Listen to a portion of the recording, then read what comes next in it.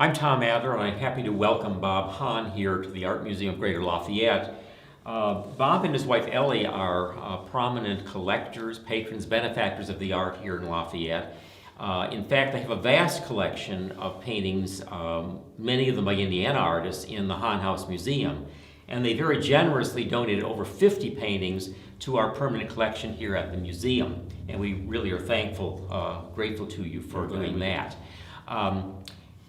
The reason for these interviews is to try to document some of the works that are in our permanent collection. And so I thought a nice thing to do might be to look at 2 or 3 of the paintings which you gave to us. And I thought I would start with George Aldrich's French Village at Night, because I know that this is one of your favorite paintings.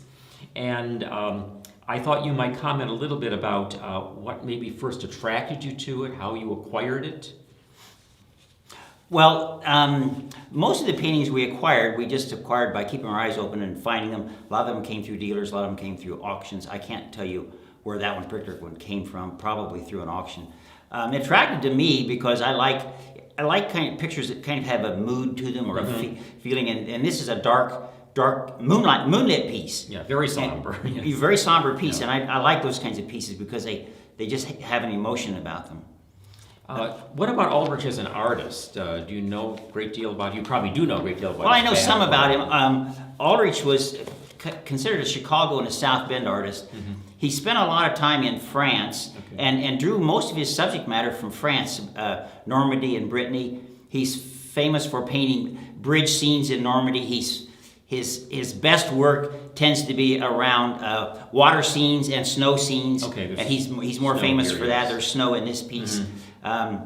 But he did do a fair number of the moonlit pieces like this. Mm-hmm. In heavy contrast or high contrast to Aldrich's work, we have one by Edmund Williams, which is simply called Impressionist Landscape. It's very, very colorful. The texture is very interesting. The way that he applied the paint is very, very interesting. But I understand that it's not really all that typical of Williams's work as an artist. No, it isn't. Williams started out in Wisconsin. He moved to Indiana in 1926 or so. But he's more known for painting very nice impressionistic landscapes, sometimes with people in them, mostly buildings, almost always buildings. And they're the purples and pinks and light blue kind of hues, and not this more contrasty color. Mm-hmm. I have wondered, since I've seen that painting, if that was a painting that he painted as an experimental painting that wasn't meant to, that he was just trying to see what he could do, or whether it was something he considered one of his body of works. Mm-hmm. Yeah, I mean, the way that he's painted the sky is quite astounding, in fact. Yes. Yeah. Mm-hmm. But if you saw one of his regular pieces side by side with this one, you'd know exactly what I'm talking about. They're in stark contrast to each other. You wouldn't even think they're the same artist, hardly. Finally, we picked out one by Randolph Colts, which when we put on display has been very, very popular with our museum goers here. I'm not exactly sure why, because it's not exactly an impressionist painting, I don't think.